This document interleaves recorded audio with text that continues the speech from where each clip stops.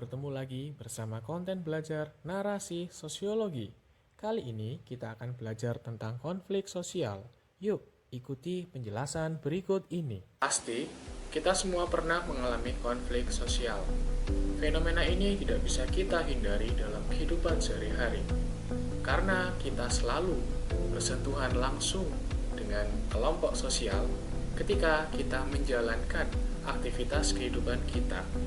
Terkadang, ketika kita menjalankan aktivitas kehidupan kita, muncullah perbedaan, seperti perbedaan ide, perbedaan tujuan, perbedaan kepentingan, bahkan terkadang muncul perbedaan latar belakang sosial, seperti perbedaan suku, agama, dan ras.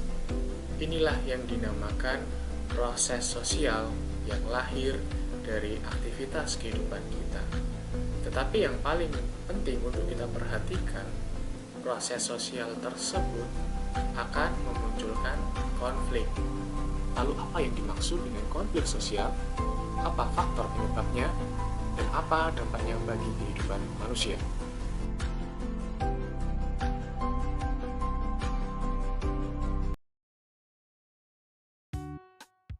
Sekarang ini kita sudah memasuki kurikulum merdeka.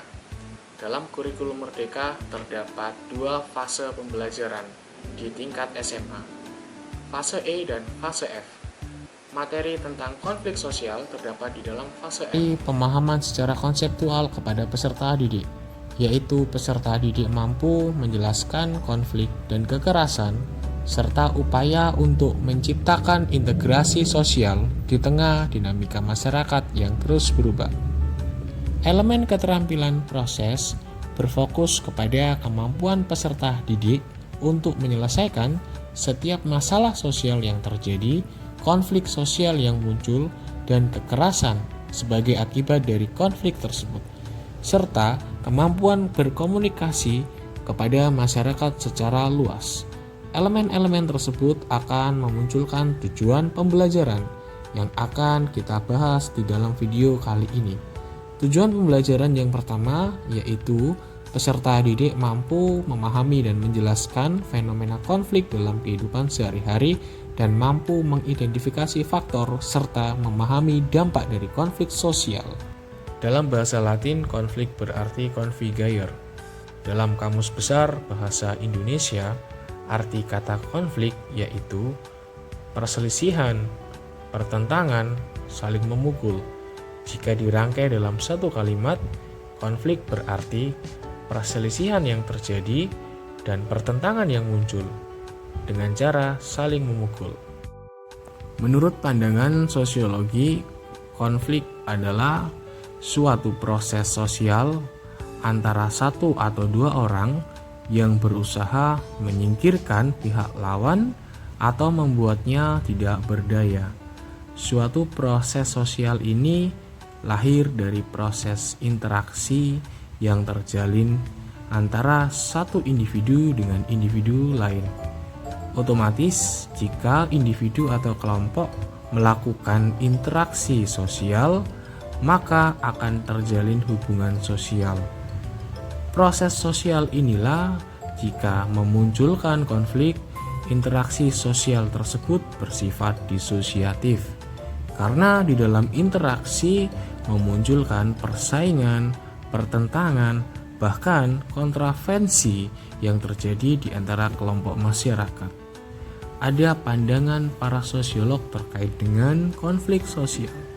Menurut Sarjono Sukanto, konflik berarti proses sosial individu atau kelompok yang berusaha memenuhi tujuan dengan jalan menentang pihak lawan yang disertai kekerasan dan ancaman. Menurut Ralph Dahrendorf, konflik adalah suatu fenomena sosial yang lahir dari organisasi-organisasi berdasarkan wewenang dan kebebasan. Sedangkan menurut John Lewis dan John Philip, konflik adalah bagian dari proses interaksi sosial yang saling berlawanan akibat perbedaan sikap dan kebudayaan. Jika kita simpulkan pandangan para sosiolog tersebut, konflik berarti proses sosial yang muncul Karena perbedaan, baik itu perbedaan sikap maupun perbedaan kebudayaan yang terjadi di kalangan organisasi-organisasi. Bahkan di dalam konflik juga muncul suatu wewenang dan kebebasan. Kadang pula wewenang-wewenang yang berbeda itu memunculkan konflik di dalam organisasi masyarakat. Lalu apa faktor penyebab konflik? Sarjono Sukanto menjelaskan faktor penyebab konflik adalah perbedaan individu. Setiap individu memiliki pemikiran dan tujuan. Kemudian perbedaan kebudayaan. Budaya memiliki pengaruh besar terhadap kehidupan suatu kelompok masyarakat. Di dalam budaya terdapat nilai dan norma yang menjadi pegangan hidup suatu masyarakat. Budaya yang dimiliki oleh masyarakat tidaklah sama, sehingga setiap masyarakat akan memegang teguh budaya yang dimilikinya. Ini akan memunculkan sikap etnosentrisme dan primordialisme. Kemudian ada perbedaan agama. Agama merupakan suatu dogma atau keyakinan yang dipegang teguh oleh pengikutnya. Apabila di dalam masyarakat terdapat banyak agama, maka banyak keyakinan yang dianut oleh masyarakat. Konflik juga memiliki dampak di dalam kehidupan masyarakat. Ada dampak positif dan dampak negatif. Dampak positif dari konflik akan mempererat solidaritas sosial di antara sesama anggota masyarakat. Konflik juga membangun kembali nilai dan tatanan kehidupan yang telah rusak. Konflik juga bisa menyadarkan seseorang atau kelompok terhadap kesalahan yang dimiliki dalam menjalani proses sosial sehari-hari.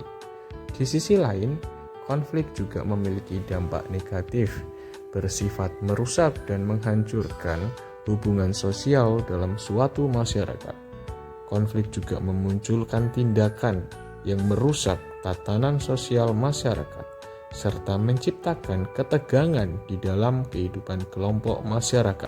Kiranya video pembelajaran kali ini memberikan manfaat positif bagi peserta didik dan bagi guru yang ingin belajar dan ingin tahu seputar sosiologi. Terima kasih. Assalamualaikum warahmatullahi wabarakatuh. Shalom, salam sejahtera.